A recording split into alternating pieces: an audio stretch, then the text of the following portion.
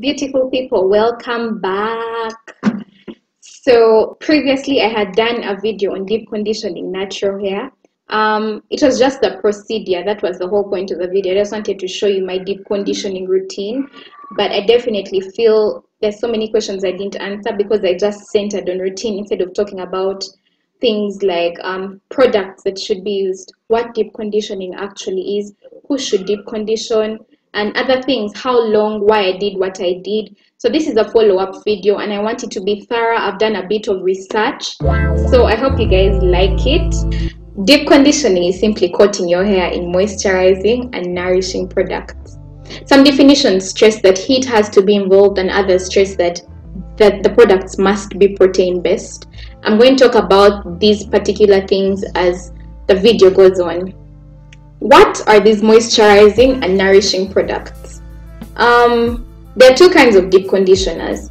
They're the store-bought deep conditioners and then they're the homemade deep conditioners. But of course, I'd prefer homemade. Homemade is cheaper and way more accessible.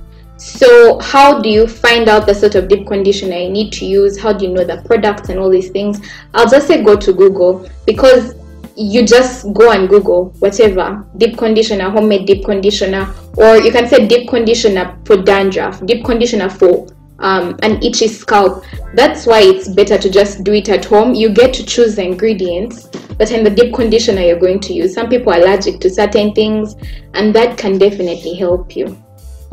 So yeah, you look at the deficiency. There are two options. There are two ways of getting this done.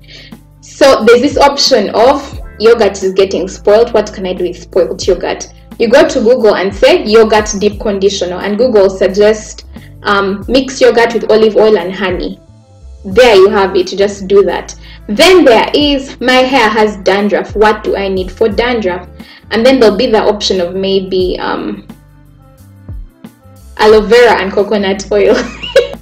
Then maybe your question will be, my scalp is irritable, I have an itchy scalp, bananas and honey would be your option. So you either look at what you have in the fridge, what is getting spoiled, or what does my hair lack. That's simply how I choose my deep conditioners. Yeah, so what do I recommend? I personally have used honey time and time again, and I have loved honey. I have no complaints about honey. Honey is, to me, it is really, really, really perfect. You can't go wrong with honey in my case. Also, yogurt is really, really, really good. So there's some deep conditioners that definitely cause a bit of stress. For example, I'd say avocado and eggs. Avocado it can have tiny hairs or whatever. The particles sometimes are not so fine. So if you do not strain avocado after blending it or after mashing it, it's going to be another headache to wash out. And then eggs, the smell of eggs, you need to be able to stand it, and sometimes eggs leaves particles in the hair, so you need to be very critical about that particular one. So who should deep condition? Everyone should deep condition. Absolutely everyone should deep condition, especially people with natural hair. And I will talk about this in the benefits of deep condition, the moisture that it infuses into your hair. So natural hair people, who a lot of us have dry hair, so deep conditioning is a must for some of you. And also people whose hair is damaged, hair is brittle, you've done a lot of blow drying, you've done a lot of straightening, you've done a lot of dyeing. Deep conditioning can definitely rejuvenate that hair. So I suggest everybody should do it. It's a time-taking process, but it's definitely worth it. So why should you deep condition? That's the next big question. What's the purpose? Why do people stress? Why am I doing a video on deep conditioning? It's because I have seen the benefits. And my first reason that I absolutely love, and I'll advocate for this any day, is deep conditioning restores shine, or makes your hair shiny, makes your hair darker, makes your hair look good. That's like, it's my utmost. When people ask me why I deep condition my hair, that's it. It's just looking good. I remember years ago, I used to have brown hair. I don't think I had brown hair, but people used to say my hair was brown, which I find funny now. But when I started deep conditioning, as I started growing my hair, everyone says my hair is black. And in my head, I sometimes tell people, but my hair is brown. People have told me my hair is brown, but they're like, no, your hair is really, really black. And I found that odd. But I think I'm going to attribute that to deep conditioning. Second purpose of deep conditioning is moisture. Deep conditioning adds moisture to your hair. If you saw my ranting video, which I'm going to link in the description box, I'm just talking about the shortfalls, the shortcomings of having natural hair. And one of my shortfall, one of the reasons I was complaining was natural hair is dry compared to other hair types. Also, retaining moisture in natural hair is really difficult. But as you deep condition and as you make it regular, moisture is going to be a part of your hair care routine. So deep conditioning is definitely something you need if you want to keep your hair moisturized, if you want to keep it hydrated. It's going to help you. The last reason I summarize this is deep conditioning helps with hair growth. And how does it do that? Through reducing breakage and increasing elasticity. So as your hair stops breaking, the more you deep condition, the smoother the ends of your hair are going to be, the smoother the hair is going to be at the end of the day. And as your edges, the ends of your hair are smooth, as they're getting better, as they're getting healthier, the breakage reduces because they are not dry. It's the dryness in hair that causes the breakage. So once you curb dryness, once you curb dryness, brittleness, and the hair becomes more elastic, then breakage reduces. How often should deep conditioning be done? This is really easy. You have to pay very much attention to your hair type though. So you guys should read on porosity of hair and dry hair, hair that retains moisture. These are things you just need to read on. But averagely, you should deep condition your hair every 2 weeks.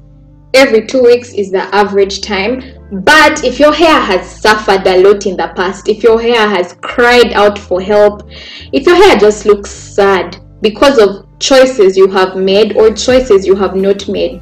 For example, let me say dyeing. If dyeing your hair is it's taking a strain on your hair, then you need to deep condition more often. So I would suggest 1 week.